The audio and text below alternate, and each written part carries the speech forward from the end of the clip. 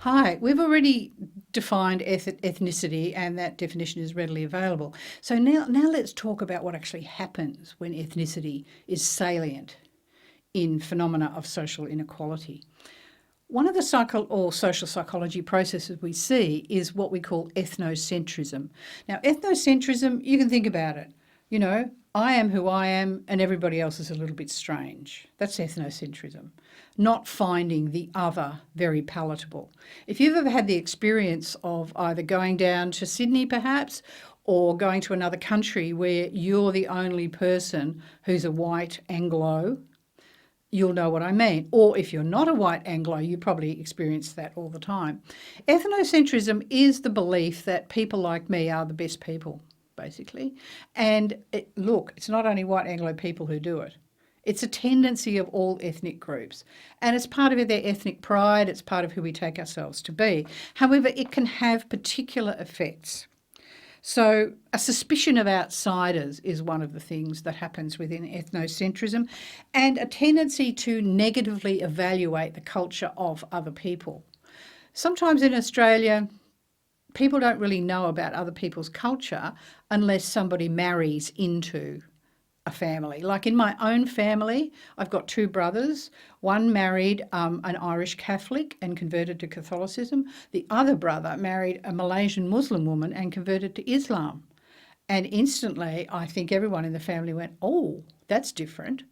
And so suddenly they weren't the other, they weren't outsiders, they were parts of our family. And the children that were born of those marriages are my nieces and nephews. And mum and dad were very proud of their grandchildren.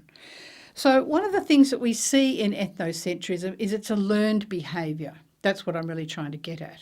Now, one of the things that happens within cultural relativism is the idea that there are some cultures that are less valued or less desirable than others. When they do polls within Australia about who would you like to live next door to, unfortunately in Australia, back in the 50s, let's leave Indigenous people aside for a moment because there is an issue there. However, if you're talking about migrant groups, back in 1950s or 1960s Australia, the people nobody wanted to live next door to were the Greeks, the Italians and the Yugoslavs. These days, the Greeks, the Italians and the Yugoslavs are mainstream. And if you poll people today, they don't want to live next door to somebody who's Muslim. Now, if you think I'm making that up, it's not. It's readily available surveys that you can find online. So what this tells us is that there's this thing called cultural relativism, where over time in history, as different patterns of migration come through, things change. The Vietnamese, at one stage, were the most stigmatised ethnic group in Australia. However, they are no longer. If you listen to talkback radio or you go on social media, you'll see that the most stigmatised ethnic group in Australia is people of Muslim background, who of course are very diverse in their ethnicities. Now, one of the ways that we try to understand what happens to culture when somebody from another culture comes and lives in Australia, which is a multicultural society, it's true. However, it is still a very white Anglo-dominated culture in terms of our cultural institutions.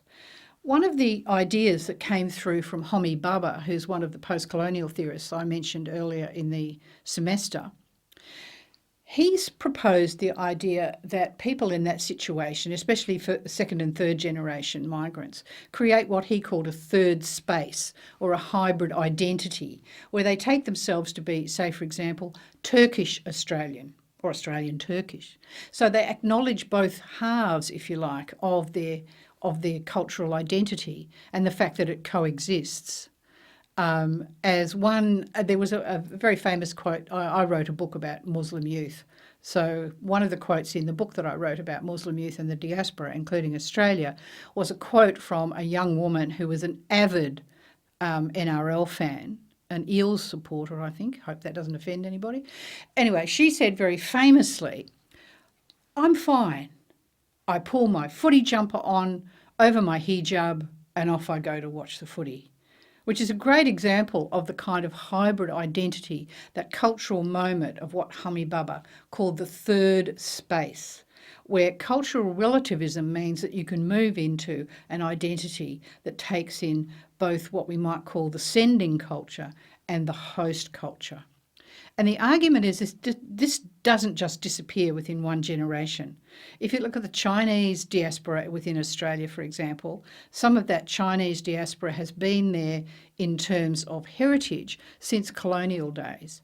So this is a very important idea, the idea of a hybrid identity or a third space. Thank you.